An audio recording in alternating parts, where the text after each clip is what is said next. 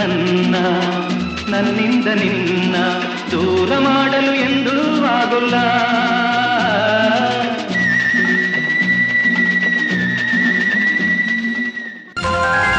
ಚಂದ್ರು, ನಿನ್ನನ್ನು ನೋಡಿ ನನಗೆ ತುಂಬಾ ಖುಷಿ ಆಗ್ತಿದೆ ಕಣೋ. ನನಗೂ ಅಷ್ಟೇ ಅಣ್ಣ, ತುಂಬಾ ಖುಷಿ ಆಗ್ತಾ ಇದೆ. 20 ವರ್ಷಗಳಿಂದ ನಾನು ಅನುಭವಿಸಿದ ಅನಾಥ ಪ್ರಜ್ಞೆ ಈಗ ಮಾಯವಾಗಿ ಮನಸ್ಸು ಹಗುರವಾಗಿದೆ ರವಿ ಅಣ್ಣ. ತಂಗಿ ಶಾರದಾ ಈಗ ಎತ್ತರವಾಗಿ ಬೆಳೆದಿರಬಹುದು ಅಲ್ವಾ ಅಣ್ಣ? ಈಗ ಹೇಗಿದ್ದಾಳೆ, ಎಲ್ಲಿದ್ದಾಳೆ? ನಾನು ಅವಳನ್ನು ನೋಡಬೇಕು. ಇನ್ನೆಲ್ಲಿ ಶಾರದಾ ಚಂದ್ರು? ಅಂದ್ರೆ ಶಾರದಾ? ಹೌದು ಚಂದ್ರು, ಶಾರದಾ ನಮ್ಮಿಬ್ಬರನ್ನು ಬಿಟ್ಟು ಬಾರದ ಊರಿಗೆ ಹೋಗಿ ಬಿಟ್ಟಳು. ಶಾರದಾ! ಈ ಸುಂದರ ಪ್ರಪಂಚವನ್ನು ನೋಡಿ ಸಂತಸ ಪಡಬೇಕಾಗಿದ್ದ ಶಾರದಾಳ ಜೀವನಕ್ಕೆ ಕೊಳ್ಳಿ ಇಟ್ಟು ಅತ್ಯಾಚಾರ ಮಾಡಿ ಹತ್ಯೆಗೈದ ಆ ಕ್ರೂರಿ ಅನಿಲ್ ರಾಜ್. ಅನಿಲ್ ರಾಜ್ ನನ್ನ ತಂಗಿಯನ್ನು ಅತ್ಯಾಚಾರ ಮಾಡಿ ಕೊಲೆ ಮಾಡಿದ್ದರ ಪ್ರತಿಫಲಕ್ಕೆ ನಿನ್ನ ದೇಹವನ್ನು ಅಡ್ಡಡ್ಡಿರುತ್ತೇನೆ. ದುಡುಕಬೇಡ ಚಂದ್ರು, ಆ ಅನಿಲ್ ರಾಜನನ್ನು ಮುಗಿಸೋದು ಅಷ್ಟು ಸುಲಭವಲ್ಲ. ತನ್ನ ಸುತ್ತ ಚಕ್ರವ್ಯೂಹವನ್ನು ಕಟ್ಟಿಕೊಂಡಿದ್ದಾನೆ. ಆ ಸ್ಥಳ ಹುಡುಕೋದು ತುಂಬಾ ಕಷ್ಟ. ಆ ಅನಿಲ್ ರಾಜ್ ಕೋಟೆ ನನಗೆ ಗೊತ್ತು, ನಾನು ತೋರಿಸ್ತೀನಿ ಬಾ ಅಣ್ಣ. ನಿಲ್ಲು, ಆ ಕಿರಾತಕ ತುಂಬಾ ಕ್ರೂರಿ. ನಾವಿಬ್ಬರು ಅಣ್ಣ ತಮ್ಮ ಅಂತ ಗೊತ್ತಾಗೋದು ಬೇಡ. ಸಮಯ ನೋಡಿ ಅವನ ಕೋಟೆಗೆ ನುಗ್ಗೋಣ. ಆಗಲಿ ಅಣ್ಣ, ನೀನು ಹೇಳಿದ ಹಾಗೆ ಪ್ಲಾನ್ ಮಾಡೋಣ ಬಾ.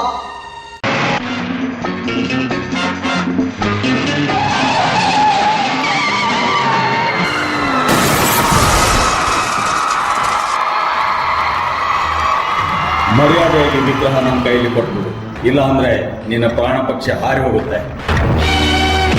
ಎದುರಿಸ್ತಾ ಇದೀಯಾ? ನಿನಗೆ ತಾಕತ್ತಿದ್ರೆ ವಿಗ್ರಹ ತಗೊಂಡೋಗಿ ನೋಡೋಣ.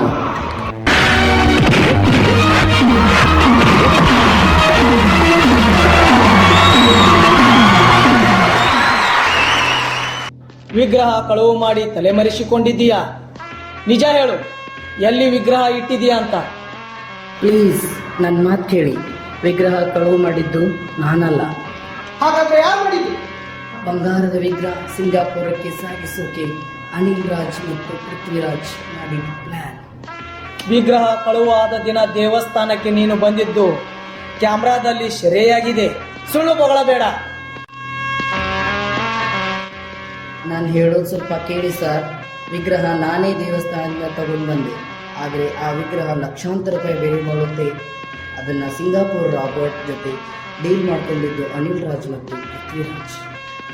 ನನ್ನನ್ನು ವಿಗ್ರಹ ದೇವಸ್ಥಾನದಿಂದ ಎಸ್ಕೇಪ್ ಮಾಡಲು ಮಾತ್ರ ಬೆಳೆಸಿಕೊಂಡಿದ್ದಾರೆ. ನಾನು ನಿರಪರಾಧಿ, ನನ್ನನ್ನು ಬಿಟ್ಟು ಬಿಡಿ. ಇವನ್ನ ನಂಬಕ್ಕಾಗಲ್ಲ. ಇವನ್ನ ಇಟ್ಕೊಂಡು ಅನಿಲ್ ರಾಜ್ ಮತ್ತು ಪೃಥ್ವಿರಾಜನ್ನ ಪತ್ತೆ ಹಚ್ಚಬೇಕು. ವಿಗ್ರಹ ಸಿಂಗಾಪುರ್ ತಲುಪೋದ್ರೊಳಗೆ ನಮ್ಮ ಕೈ ಸೇರಬೇಕು. ಆಮೇಲೆ ದೇವಸ್ಥಾನಕ್ಕೆ ಒಪ್ಪಿಸಬೇಕು. ಹೌದು, ಹಾಗೆ ಮಾಡೋಣ.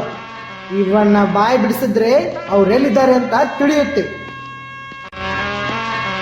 ದಯವಿಟ್ಟು ನಂಬಿ. ನಾನು ನಿಮಗೊಂದು ಕ್ಲೂ ಕೊಡ್ತೀನಿ.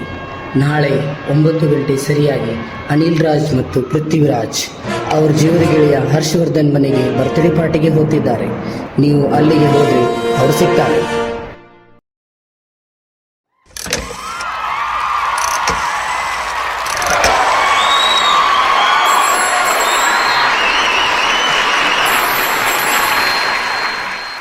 ಅಮರ್ನಾಥ್, ನಾನು ಹೇಳಿದ ಕೆಲಸ ಏನಾಯ್ತು? Boss, operation success. ಸುಧೀರ್ನ ಕಾರು ಫಾಲೋ ಮಾಡಿ ಅವನನ್ನು ಹೆದರಿಸಿ ವಿಗ್ರಹ ಪಡೆದುಕೊಂಡಿದ್ದೇನೆ. ನಾನು ಬರ್ತಾ ಇದ್ದೇನೆ. Good good, very good. ನಮ್ಮ ಪ್ಲಾನ್ ಸಕ್ಸಸ್. ಅಮರ್ನಾಥ್ ವಿಗ್ರಹ ತರ್ತಿದ್ದಾನೆ. Very good. ವಿಗ್ರಹ ನಮ್ಮ ಕೈ ಸೇರಿದ ಮೇಲೆ ನಾವು ಇಂಡಿಯಾ ಬಿಟ್ಟು ಸಿಂಗಾಪುರ್ಗೆ ತೆರಳಬೇಕು. ಅದಕ್ಕಿಂತ ಮುಖ್ಯವಾಗಿ ಇನ್ನೊಂದು ಕೆಲಸ ಇದೆ. ಏನದು? ನಾವು ಬಂಧಿಸಿಟ್ಟಿರುವ ಆ ಧರ್ಮದರ್ಶಿ ಧನಂಜಯನನ್ನು ಮುಗಿಸಬೇಕು. ಹೌದು. ಏಯ್, ಆ ಧನಂಜಯನ ಕರ್ಕೊಂಡ್ಬಂದ್ರು.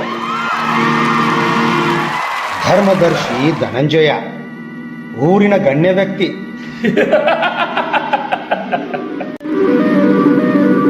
ನನ್ನ ನೋಡಿದ್ರೆ ಅಯ್ಯೋ ಪಾಪ ಅನ್ಸುತ್ತೆ. ಕನಿಕರನೂ ಬರುತ್ತೆ. ಏನು ಮಾಡೋದು, ನೀನು ತುಂಬ ಒಳ್ಳೆಯವನಾಗಿದ್ದೀಯಲ್ಲ. ಯಾಕಪ್ಪ ನನಗೆ ಚಿತ್ರಹಿಂಸೆ ಕೊಡ್ತೀರಾ? ನಾನೇನು ಮಾಡಿದೆ ನಿಮಗೆ? ಬಿಟ್ಟು ಬಿಡಿ ದಯವಿಟ್ಟು. ದೇವಸ್ಥಾನದ ಧರ್ಮದರ್ಶಿಯಾಗಿ ಉಸ್ತುವಾರಿ ನೋಡ್ಕೊಳ್ಳೋದು ಬಿಟ್ಟು ವಿಗ್ರಹ ಕದ್ದು ಪರಾರಿ ಆಗ್ಬಿಟ್ಟೆಲ್ಲೋ ಧನಂಜಯ. ಏನು ವಿಗ್ರಹ ನಾನು ಕೊಟ್ಟಿದ್ದೇನೆ? ಹೌದು, ನೀನು ಕದ್ದು ಊರು ಬಿಟ್ಟು ಓಡಿ ಹೋದೆ ಅಂತ ನಾನು ಹೇಳ್ತಿಲ್ಲಪ್ಪ. ಊರಿನ ಜನ ಮಾತಾಡ್ಕೋತಾ ಇದ್ದಾರೆ. ಪೊಲೀಸ್ನವರು ನಿನ್ನ ಹುಡುಕ್ತಾ ಇದ್ದಾರೆ. ಅಯ್ಯೋ ಪಾಪಿಗಳ, ನೀವ್ ವಿಗ್ರಹ ಕದ್ದು ನನ್ನ ತಲೆ ಮೇಲೆ ಕಟ್ತಿದ್ದೀರಾ? ನನ್ನ ಅಪರಾಧಿ ಮಾಡ್ಬೇಕೆಂದಿದ್ದೀರಾ? ಧರ್ಮದರ್ಶಿಗಳೇ, ನೀವು ಮಾಡಿದ ಉಪಕಾರಕ್ಕೆ ಅಷ್ಟೂ ಮಾಡದಿದ್ರೆ ಹೇಗೆ? ನಿನ್ ಋಣ ತೀರಿಸ್ಬೇಕಲ್ವಾ? ನಮ್ಮ ಗುಟ್ಟನೆಲ್ಲ ತಿಳಿದಿರೋನು ನೀನೊಬ್ನೇ.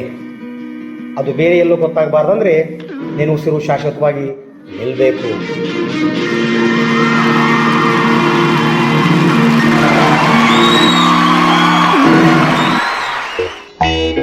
Welcome Prithvi and Anil, welcome. Harshavardhan birthday ಅಂದ್ರೆ ಒಮ್ಮೆನಾ? ನಮ್ಮ ಬಿಸ್ನೆಸ್ ಪಾರ್ಟ್ನರ್ ಹರ್ಷವರ್ಧನ್ಗೆ ತುಂಬಾ ವಿಶೇಷವಾದ ಗಿಫ್ಟ್ ತಂದಿದ್ದೀವಿ.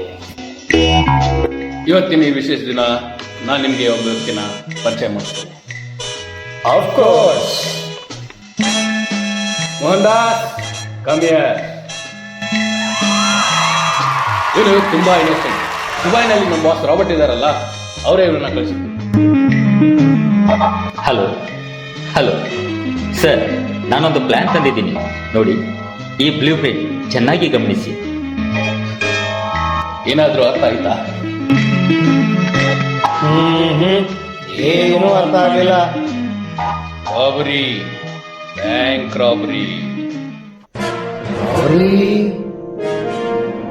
ಹೌದು, ಇದು ನಿಮ್ಮ ಊರಲ್ಲಿರೋ ಬಿಗ್ ಅಪೆಕ್ಸ್ ಬ್ಯಾಂಕ್. ಆ ಬ್ಯಾಂಕಿನ ಮೂಲೆ ಮೂಲೆಗಳನ್ನು ಎಳೆ ಎಳೆಯಾಗಿ ನಕ್ಷೆ ಮೂಲಕ ತಿಳಿಸಲಾಗಿದೆ. ಸೈರನ್ ಮಾನಿಟರ್, ಕ್ಯಾಶಿಯರ್, ಲಾಕರ್, ಪಾಸ್ವರ್ಡ್ಗಳನ್ನೆಲ್ಲ ಇಲ್ಲಿ ತಿಳಿಸಲಾಗಿದೆ. ನಿನ್ನೆನೆ ಫೋನ್ ಮಾಡಿ ದುಬೈನ ರಾಬರ್ಟ್ ಈ ಡೀಲ್ ಕೊಟ್ಟಿದ್ದಾರೆ.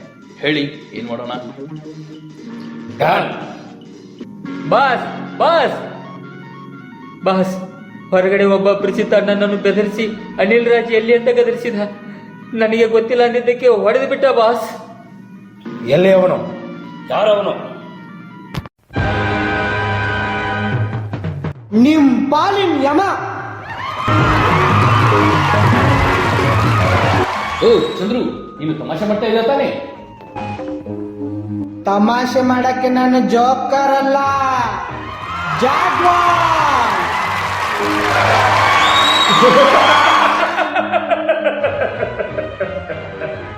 ಈ ಮಾಂಸ ತಿನ್ನೋ ಜಾಗ್ವಾರ್ನ ಹಲ್ ಕಿತ್ತು ಮೇವ್ ತಿನ್ನೋ ಜಾನ್ವಾರ್ ಮಾಡ್ತೀವಿ.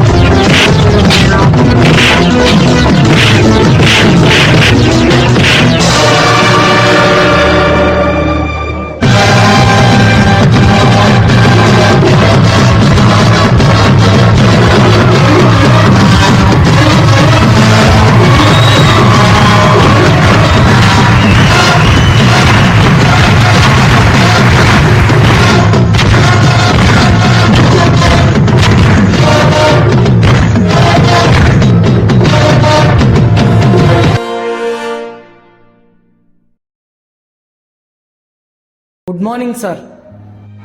Very good morning Ravi. ಹಾ, ಎಲ್ಲಿಗೆ ಬಂತು ನಿಮ್ಮ ತನಿಖೆ? ಸರ್, ನಡೀತಾ ಇದೆ. ಇನ್ನು 2 ದಿನದಲ್ಲಿ ವರದಿ ಸಲ್ಲಿಸ್ತೀನಿ. Good luck. ಆದಷ್ಟು ಬೇಗ ಅಪರಾಧಗಳನ್ನು ಕಂಡುಹಿಡಿದು ವಿಗ್ರಹ ದೇವಸ್ಥಾನಕ್ಕೆ ತಲುಪುವಂತಾಗಬೇಕು. ಹೈಯರ್ ಆಫೀಸರ್ ಒತ್ತಡ ಹಾಕ್ತಿದ್ದಾರೆ. ಅಪರಾಧಗಳನ್ನು ಬೇಗ ಪತ್ತೆ ಮಾಡಿ. Thank you sir. ವೈರಿಗಳ ಮಟ್ಟ ಹಾಕಿ ನಿಮ್ಮ ಮುಂದೆ ತಂದು ನಿಲ್ಲಿಸ್ತೀನಿ. ನಿಮ್ಮ ಸಹಕಾರಕ್ಕೆ ಧನ್ಯವಾದಗಳು ಸರ್. ಪೃಥ್ವಿರಾಜ್, ನಾವು ಮಾಡೋ ಎಲ್ಲಾ ಚಟುವಟಿಕೆಗಳು ಪೊಲೀಸ್ನವ್ರಿಗೆ ಗೊತ್ತಾಗಿದೆ. ಹೌದು, ಇನ್ಮೇಲೆ ನಾವು ಜಾಗೃತರಾಗಿರ್ಬೇಕು. ಯಾಕೆ ಹೆದರ್ತೀರಾ? ನನಗೆ ಪೊಲೀಸರ ಮೇಲೆ ಮೊದಲೇ ಅನುಮಾನ ಬಂದಿತ್ತು. ಆ ರವಿ ನಮ್ಮನ್ನ ಹುಡುಕ್ತಾ ಇದ್ದಾನೆ ಅಂತ. ಹಾಗೆ ಚಂದ್ರುನ ಕೊಲೆ ಮಾಡಿದ್ದು ನಾವೇ ಅಂತ ಗೊತ್ತಾಗಿದೆ. ಅದಕ್ಕೆ ನಮ್ಮನ್ನ ಫಾಲೋ ಮಾಡ್ತಾ ಇರ್ಬೋದು. ಎಕ್ಸಾಕ್ಟ್ಲಿ, ನಿನ್ನ ಊಹೆ ಸರಿಯಾಗಿದೆ ಅನಿಲ್ ರಾಜ್. ಅದಕ್ಕೆ ಆ SP ಅನಂತಕುಮಾರ್ನ ಬಂಧಿಸಿ ನಮ್ಮ ನೆಲಮನೆಯಲ್ಲಿಟ್ಟಿದ್ದೇನೆ. ಗುಡ್, ಒಳ್ಳೆ ಕೆಲಸ ಮಾಡಿದ್ಯಾ ಹರ್ಷವರ್ಧನ್. ಈ SP ಅನಂತಕುಮಾರ್ನ ಮುಂದಿಟ್ಕೊಂಡು ರವಿನ ಲಾಕ್ ಮಾಡಬೇಕು. Welcome to our branch sir, welcome. ಸರಿಯಾದ ಸಮಯಕ್ಕೆ ಬಂದಿದ್ದೀರಿ ಬಾಸ್. ಈ ರಾಬರ್ಟ್ ಯಾವಾಗಿದ್ರು ಸರಿಯಾದ ಸಮಯಕ್ಕೆ ಬರೋದಿಲ್ಲ ಪೃಥ್ವಿರಾಜ್. ನಾನು ಕಾಲಿಟ್ಟ ಮೇಲೇನೆ ಸಮಯನೇ ಸರಿಯಾಗತ್ತೆ. ಬಾಸ್, SP ಅನಂತಕುಮಾರ್ನ ಏನ್ ಮಾಡೋಣ? ಅನಿಲ್ ರಾಜ್, ಇದು ನನ್ನ ಬೇಟೆ. ಬಾಂಬೆನಲ್ಲಿ ಡೈಮಂಡ್ ಸ್ಮಗ್ಲಿಂಗ್ ಸಾಗಿಸುತ್ತಿದ್ದ ನಮ್ಮ ಹಡಗನ್ನ ಬ್ಲಾಸ್ಟ್ ಮಾಡಿ ನಮ್ಮ ಸಾಮ್ರಾಜ್ಯನ್ನ ಕೊಳ್ಳೆ ಇಟ್ಟು ಹಾಳು ಮಾಡಿದ ಈ ಅನಂತ್ ಕುಮಾರನ್ನ ನಾನು ನೋಡ್ಕೋತೀನಿ. ಅನಿಲ್, ನೀನು ಆ ರವಿಗೆ ಫೋನ್ ಮಾಡು. ಒಂದೇ ಗುರಿಗೆ 2 ಹಕ್ಕಿನ ಸಾಯಿಸಬೇಕು. ಎಸ್, ರವಿಗೆ ಈಗಲೇ ಕಾಲ್ ಮಾಡ್ತೀನಿ. ರವಿ, ನೀ ನಮ್ಮನ್ನ ಹುಡುಕ್ತಾ ಇದ್ದೀಯ ಅಂತ ಚೆನ್ನಾಗಿ ಗೊತ್ತು. ನೀನೊಬ್ಬನೇ ರೈಲ್ವೆ ಚೆಕ್ ಪೋಸ್ಟ್ ಹತ್ರ ಇರುವ ಒಂಟಿ ಮಣಿ ಬಂಗ್ಲೆಗೆ ಬರಬೇಕು. ಬರುವಾಗ ನೀನು ಪೊಲೀಸ್ ಬುದ್ಧಿ ತೋರಿಸಿದ್ರೆ ನಮ್ಮ ಕಸ್ಟಡಿಯಲ್ಲಿರುವ ನಿಮ್ಮ SP ಅನಂತಕುಮಾರ್ನ ಮುಗಿಸ್ಬಿಡ್ತೀವಿ.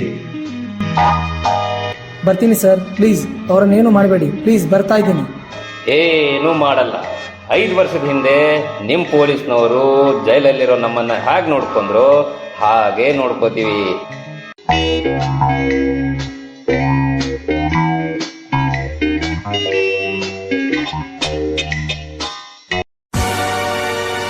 ನಿಲ್ಲು.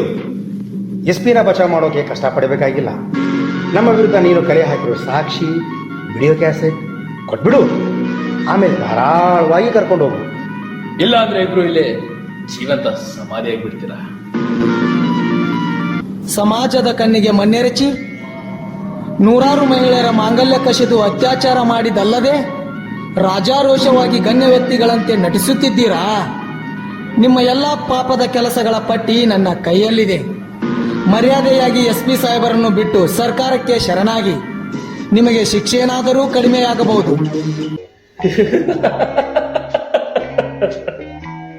ಶಿಕ್ಷೆ